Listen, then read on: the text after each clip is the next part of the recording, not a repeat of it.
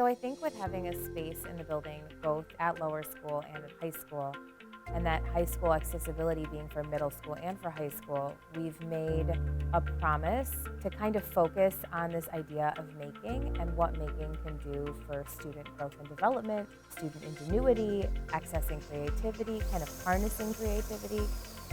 Lots of teachers have been very enthusiastic about trying to use the spaces, particularly across a big series of disciplines. So art and computer science just make sense in some sense. The next biggest contingent has been language teachers, which I thought was interesting.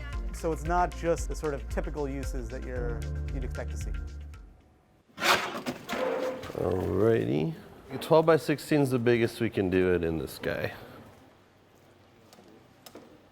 The course has evolved quite a bit this year because of the makerspace. You know, I want to adapt my curriculum more so that we're in there sooner next year and using it as a resource throughout the year, get them comfortable, because you never know who is going to just love it down there, you know, and then become a regular and then teach some other students, and that's really how it grows as a community.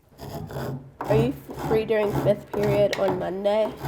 Yeah, Or Monday is fine. Monday, yeah. Yeah. I'm Jordan Holm. I am a senior, and this isn't for a class. I'm actually finishing up something that I started at Arts Fest.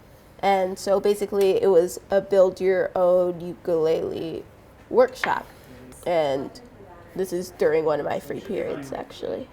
Mr. Martino just taught me how to operate this. No, you turn this thing around. You take it off and put it the other way. There's such a stereotype that technology is a separate thing and computer science is a separate thing, where really they're ingrained in every single subject matter. And once we can get over that fear, a teacher will realize they can use this to create a story or use it to create a model of something.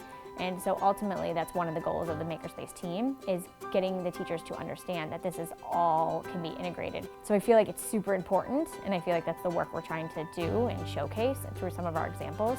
And I think it will come, it just takes some time. The button. Yeah. What are we gonna? And then it has to connect. What are we gonna put on to connect? To connect. Yeah. Okay. This is a button. This is a button. Okay. So I kind of use it twofold. The first sense that I used it was working with Katie Lachowski. We were trying to build neighborhoods and communities out of reusables.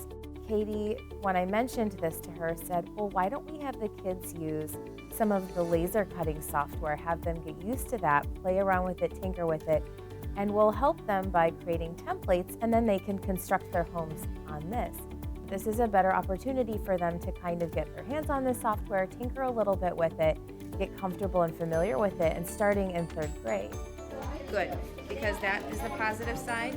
Touching the positive side, you said you're going to use for your LEDs. The students that had in design communication this year that now feel comfortable in that space can be in that space next year doing things whether or not they're in the class, and I'm pretty sure at least a handful of them will. My thought is that if we can get them to try it now and not be afraid now, whether it works 100% or it doesn't work 100%, by the time they get to 6th grade or get to sophomore year in high school, the sky's the limit then, and they'll be able to do and try anything. So I really do think that this is all about doing and trying and working through the problems and working through the issues. Overall, I'm actually really encouraged about the summer. I really want to look at curriculum again. Now that I know what's there, I've had more experience using that stuff. I know who to ask questions when I am unsure of what to do or what I can do. I'm eager and anxious to try and find more ways to kind of harness that collaboration and make it more apparent so that the kids can see too, hey, just because I teach science doesn't mean that your homeroom teacher or your computer science teacher isn't interested in that. And just because those are the subject areas they teach doesn't mean that's the only thing that they know. And I think that's really